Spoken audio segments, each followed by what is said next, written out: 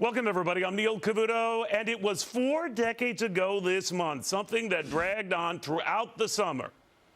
Sam Ervin, Howard Baker, John Dean, H.R. Haldeman, John Ehrlichman. The Watergate hearings that would later lead to the House voting to impeach a president, and not more than a year later, the resignation of that president. And to hear our own Mike Huckabee tell it, it is happening all over again. Hard to say, this much is not. While there are many differences between those Watergate hearings then and these Benghazi hearings today, their common thread is much the same. Talk of a cover-up and lies from those higher up. Lies that call into question, or could, not only this administration, but what if I told you maybe the stock market rally itself? Don't laugh. Market advances have been undone by far less serious issues, and this could be a serious issue when the former deputy chief of the U.S. Embassy in Tripoli says everything we've heard from the administration on Benghazi ain't quite right. What's more, it's quite stunning, because Greg Hicks is essentially saying the White House was lying, and is lying, that the raid that claimed the life of our Libyan ambassador Chris Stevens and 3 others last year could have been avoided because Hicks and others also testifying today warned higher-ups danger was everywhere. Now, these are career diplomats with really no political axe to grind, which could explain why so many Democrats now are listening intently and worrying profusely, at least the ones who are talking. It's sort of like when Republican Senator Howard Baker famously asked that question of Richard Nixon. What did the president know, and when did he know it? Now, some Democrats are asking the same of this president. And this is only the opening hearing. You know this goes. There'll be other hearings. And even if it leads nowhere, at the very least, I think I can predict this much. A bummer of a summer, not only for the president, but potentially for a market that no matter who is in office, doesn't much like the idea of a scandal bedeviling its president. Remember Watergate? Maybe. Remember Benghazi. So, could then turn into now. It didn't help 4 decades, of course, when we think of where we were 4 decades ago. We were dealing with an oil crisis, an economic crisis, runaway inflation crisis, so many crises. By comparison, economic conditions today seem tame.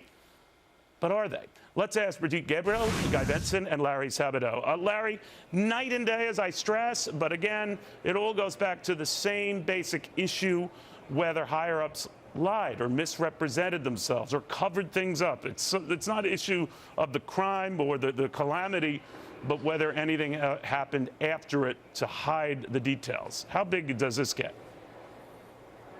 Well, we'll see what they come up with. It certainly has been an interesting hearing today, and I think there have been revelations.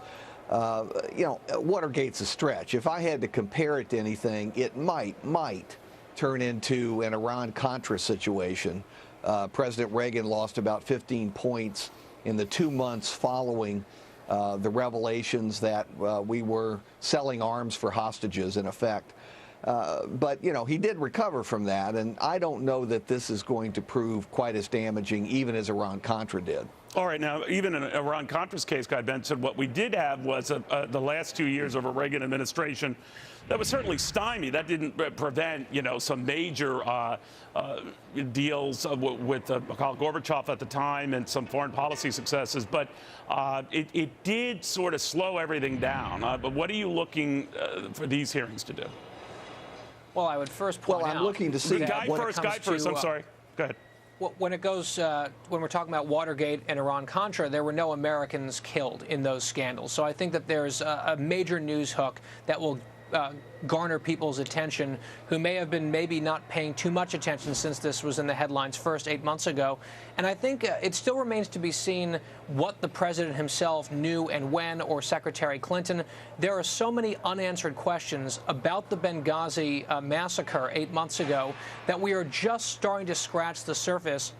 Watching this afternoon's hearings, I mean, Republicans were asking very focused questions about why were additional security resources not deployed prior to the attack when you had Ambassador Stevens and others begging for them? Why was there no military action during the 8-hour attack to save our people on the ground? And why on earth were those talking points changed for public consumption immediately after the attacks, which now seems to be an absolutely indisputable fact?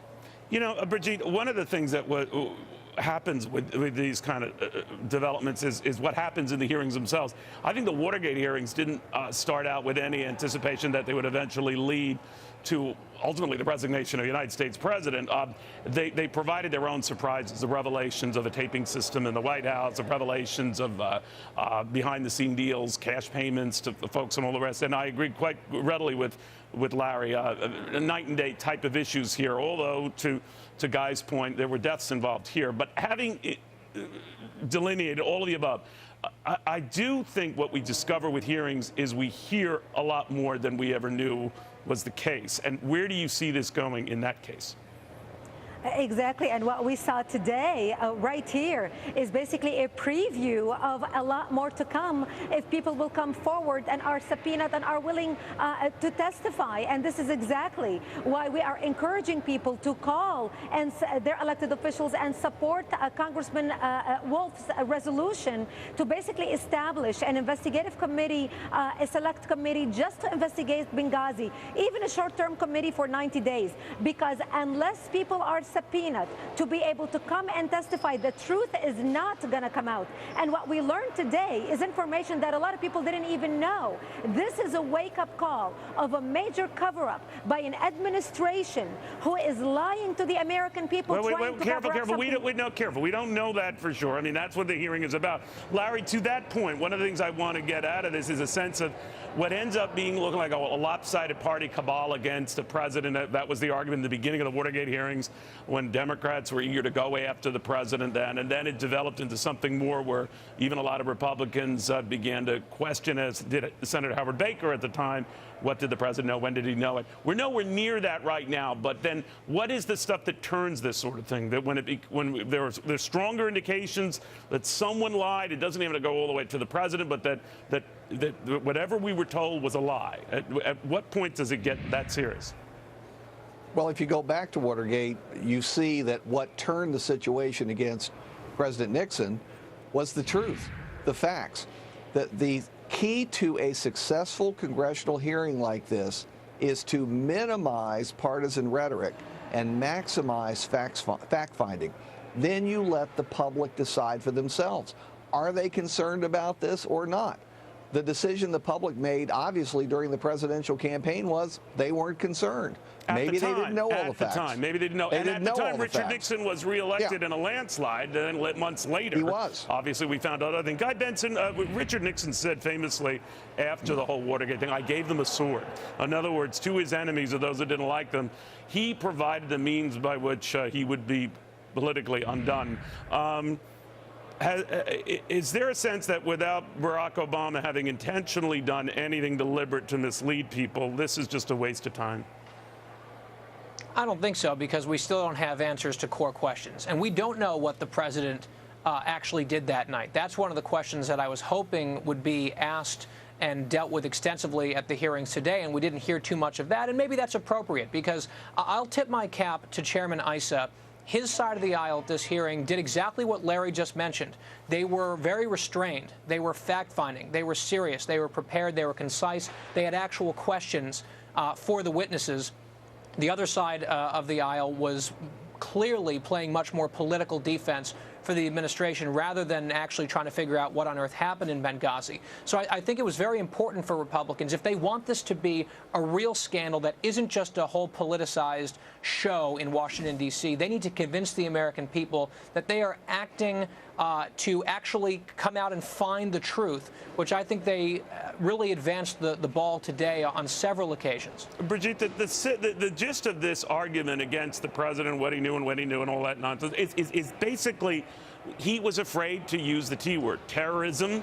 He was afraid to beyond saying that it was an act of terror, that there was a reluctance, and this has been a charge before, since, to take on radical Islamists, whatever you want to say, and that reluctance persists. Do you agree with that? Yes, I do agree with that. And I have faced that directly in trying to reach out and work with the White House through our organization and with the other elected officials as well. And this issue of Benghazi and also what happened in Boston is a wake-up call for the American public to realize that the national security issue is an American issue. It's not a Democratic issue. It's not a Republican issue. It's an American issue. And that's why we must come as Americans and hold our elected officials responsible for the words they say, for the actions they take, for the laws that they pass to protect the American public. And that's why we need the truth to come out. And no matter how ugly the truth is, the American people need to know the truth, and our elected officials need to be held responsible. Very quickly, Larry, I know I'm going too far or too long and driving my staff crazy here, but I do believe there's a difference economically in the environment now versus Watergate, now versus the Clinton scandals, now versus Iran-Contra, and that is, that maybe a little like Iran-Contra, the environment, the economic environment is pretty good. Less interest than in trying to do anything that would disrupt that and compound that. So what do you make of just the economic environment that's certainly sounder than it was 4 decades ago? We've learned one thing about scandal over the past 4 decades. When the economy is bad, scandal will stick. It will stick like Velcro. When the economy is good, it is very difficult. It's more like Teflon. Well, that's so what helped Bill is this Clinton, going to be right? Teflon or Velcro? Yeah. Yeah, that's what helped Bill Clinton. Okay. Thank you guys very, very much.